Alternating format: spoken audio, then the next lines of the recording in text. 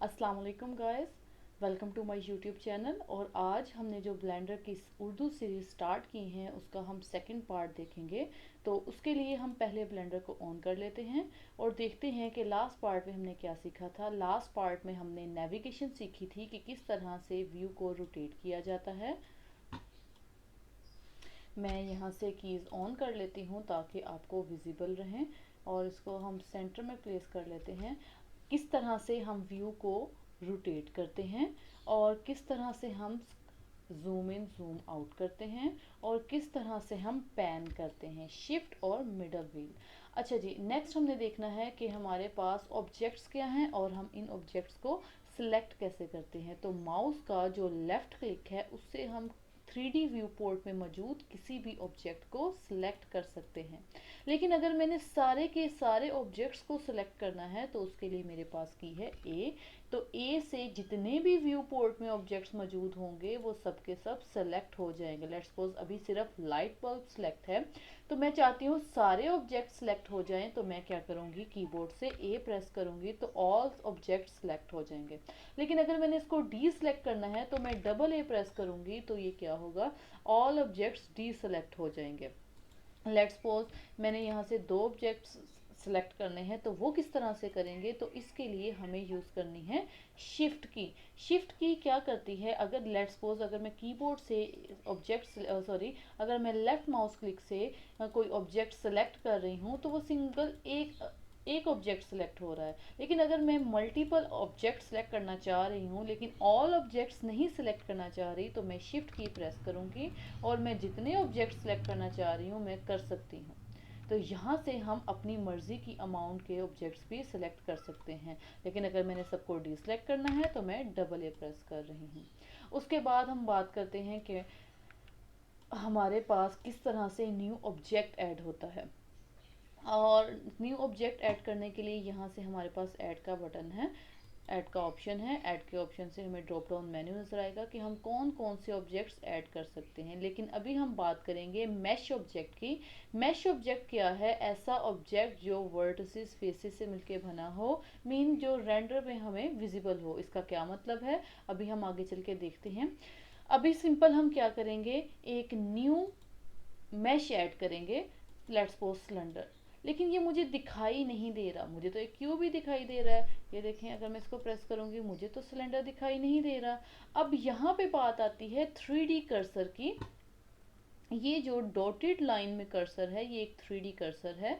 इसकी प्लेसमेंट जहाँ पे होगी न्यू ऑब्जेक्ट वहाँ पे ऐड होगा। लेट और मुझे 3D कर्सर की पोजीशन चेंज करनी कैसे है, तो यहाँ टूल बार में मेरे पास कर्सर का ऑप्शन मौजूद है। और अगर मैं कर्सर का ऑप्शन सेलेक्ट करती हूँ और अब मैं लेफ्ट क्लिक करती हूँ तो मैं 3D कर्सर को मूव कर सकूंगी।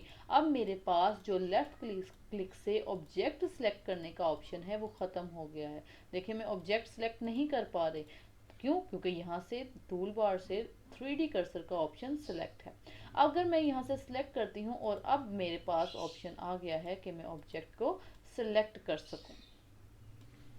अच्छा जी, उसके बाद हम चलते हैं। अब हमारे पास 3D कर्सर की पोजीशन चेंज हो गई है, तो अब हम न्यू ऑब्जेक्ट ऐड करते हैं। तो मैं ऐड पे जा रही हूँ और यहाँ से मैं कोई सा भी एक न्यू मैश ऑब्जेक्ट ऐड करती हूँ, लेट्स सपोज यूवी स्फीयर।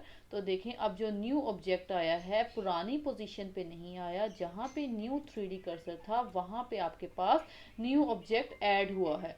अब यहाँ हम एक नया ऑब्जेक्ट ऐड करते हैं। हमने 3D कर्सर की पोजीशन चेंज कर ली है, तो अब मैं ऐड पे जाके एक नया ऑब्जेक्ट ऐड करती हूँ। लेट्स सपोज मैं कौन ऐड कर लेती हूँ। तो देखें वो किस पोजीशन पे ऐड हुआ है, जहाँ पे हमारा 3D कर्सर मौजूद है। तो अब बात ये है कि जहाँ पे 3D कर्सर मौजूद होगा न्यू ऑब्जेक्ट वहीं पे ऐड होगा।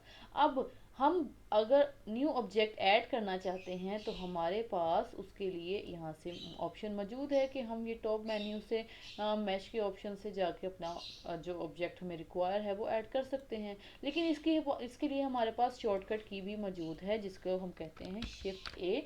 शिफ्ट ए जब हम प्रेस करेंगे तो हमें जितने भी न्यू ऑब्जेक्ट्स ऐड करने हैं उसका ऑप्शन शो हो जाएगा।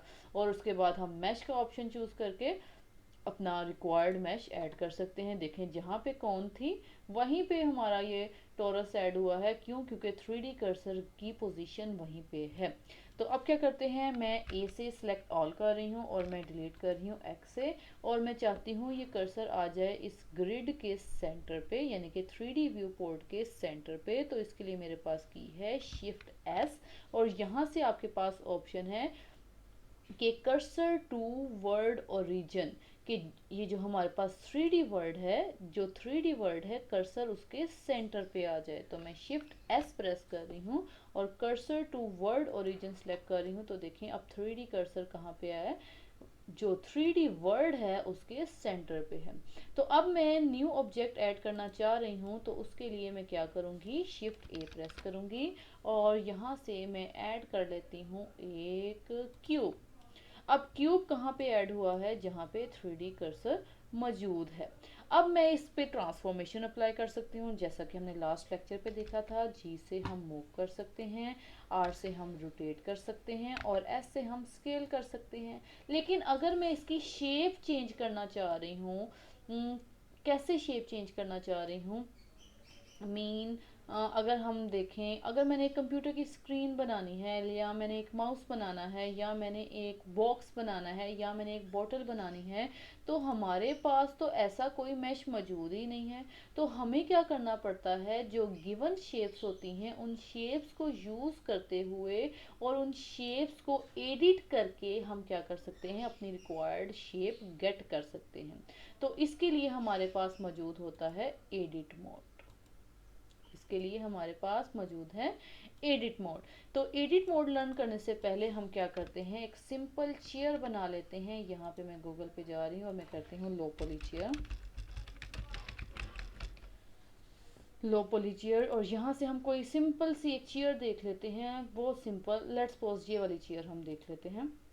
हमने ये चेयर बनानी है, तो इसमें क्या है, हमें बेसिक शेप समझनी है कि ये एक क्यूब है जो स्केल हुआ है z एक्सिस पे। मतलब क्या है, एक क्यूब है, हम इसको स्केल कर रहे हैं किस एक्सिस में, मैं कीबोर्ड से z प्रेस कर रही हूँ तो देखें ब्लू लाइन आ रही है, तो ये सिर्फ z एक्सिस पे स्केल हो रहा है। और अगर मैं अब अपने रेफरेंस इमेज पे जाके देखूँ तो देखिए हमें ये वाला ऊपर वाला पोर्शन जिस पे सीट है बैठने वाली, वो हमें गेट हो गया।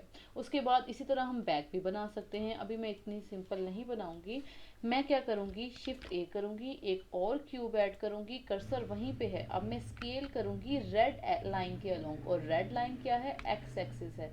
तो देखें रेड लाइन के अलोंग हो रहा है क्या, स्केल। तो यहाँ से आप देख सकते हैं कि जो रेड लाइन है वो किसको रिप्रेजेंट कर रही है, एक्स को। और अब मुझे इसको मूव करना है, मुझे प्लेस करना है किस एक्सिस में, एक्स एक्सिस में, रेड लाइन के अलोंग। तो मैं जी कर रही हूँ एक्स, तो देखें एक्स एक्सिस के अलोंग मूव कर रहा है। और अब मुझे देखें चेयर की जो बैक टेक है वो इतनी नीचे तो नहीं होती, तो मुझे, मैं इसे क्या कर रही हूँ, जी कर रही हूँ जेड एक्सिस पे।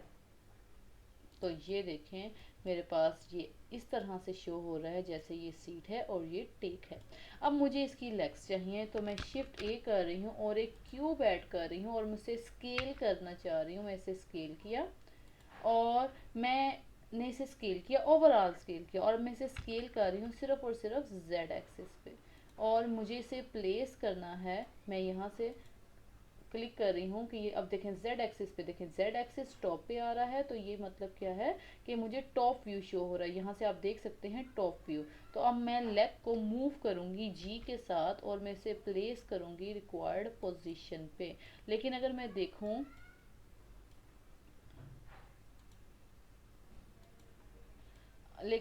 देखूँ, तो ये क्या है,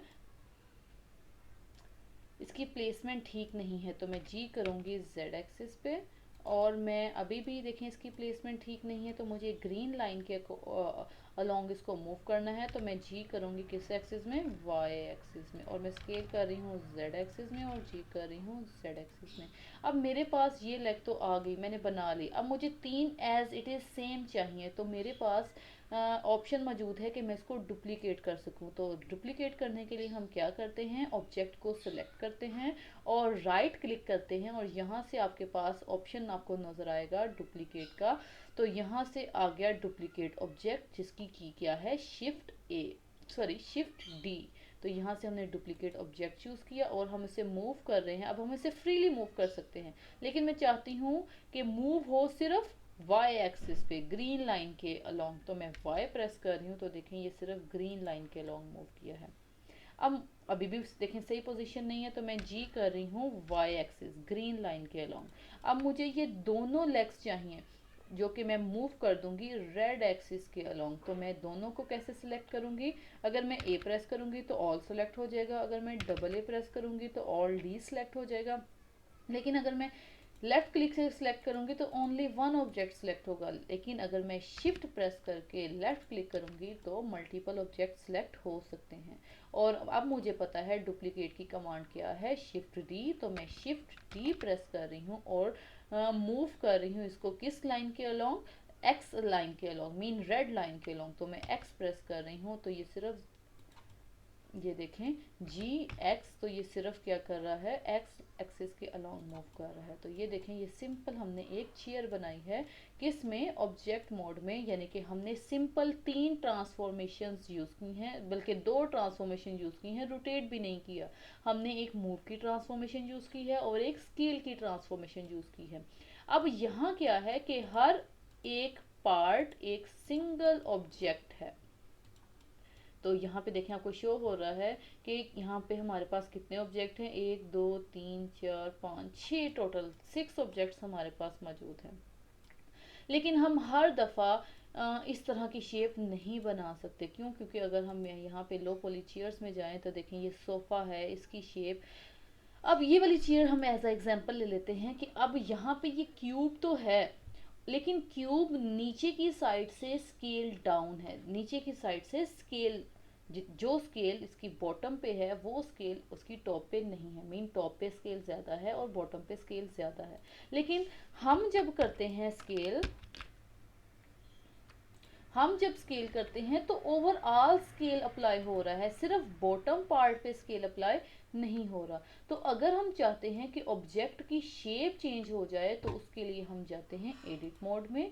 यहाँ से आपके पास मोड होते हैं, एडिट मोड में, यहाँ से हम जा रहे हैं एडिट मोड में, या फिर आप कीबोर्ड से टैब प्रेस कर सकते हैं एडिट मोड में जाने के लिए और एडिट मोड से वापस आने के लिए। तो अगर मैं अब आपको एडिट मोड के बारे में पहले थोड़ा सा बता दूं कि एडिट मोड में हमारे पास 3 चीज़ें हैं। एक ये डॉट्स, इनको हम बोलते हैं वर्टेक्स। और जब ये डॉट्स, कोई से 2 डॉट्स आपस में मिलते हैं तो ये क्या बनता है? एज, एक लाइन।